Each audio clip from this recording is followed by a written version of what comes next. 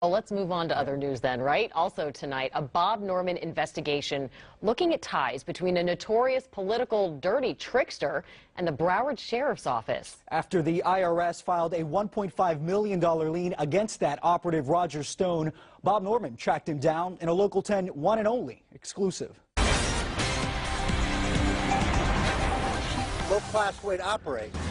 Roger Stone, infamous political operative and one of Sheriff Scott Israel's top campaign aides, lashed out when we stopped by his Fort Lauderdale home to ask about a government lien alleging he's failed to pay nearly $1.5 million in income taxes. $1.5 million, Roger. Have a fine day. $1.5 million. Have a fine day, Bob. You can't talk about it? See, no, I'm not telling you that. Roger, I want to start with you because Stone, who has boasted of being the sleaziest man in American politics, is usually more talkative to the media. There's no question. Hillary lied and people died. He started his career as a dirty trickster with Richard Nixon. Here he is in a friendlier interview. I mean, I did a lot of things in 1972 that were not illegal, but were pretty bare-knuckle politics. After Nixon, Stone worked on several GOP presidential campaigns.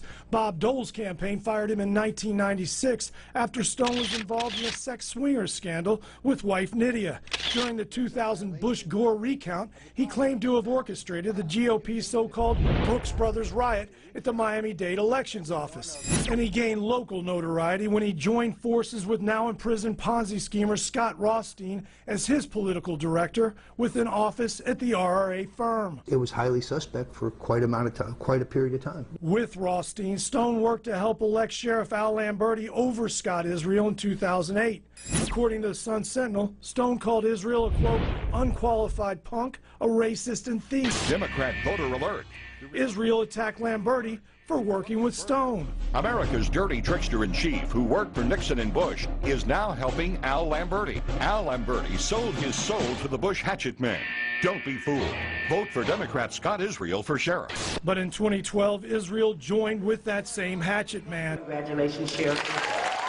And after Israel was elected, he put 3 of Stone's cohorts, Diane Thorne, Mike Colapietro, and Jen Hobbs, on the BSO payroll. Here's a photo of Stone, Thorne, and Hobbs together. But this visit was all about those unpaid taxes. Oh, yeah. Then Stone's wife came out and tried to hit me with the car cover. It wasn't very nice, Nydia. Then Stone reemerged. Are you a tax cheat, Roger? Tell me. Hey, Bob, any retractions today? Do you ever No. get anything right? I talk to real journalists, Bob, but you're not a real journalist. You're a hitman, and you rarely get it. I thought you were a hitman, No, Roger. no, you're the hitman, Bob. You brag about being a hitman.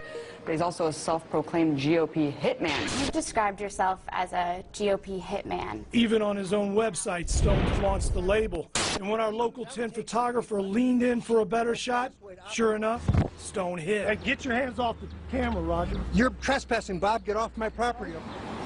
You know that's assault, right? He left with a message for the camera. You just saw my visit with Stone. Now tomorrow night, see the spin that Stone, the dirty trickster, puts on it. He's been ramping up his smear machine in South Florida, much of it on a website tied to Sheriff Israel. Bob Norman, Local 10 News.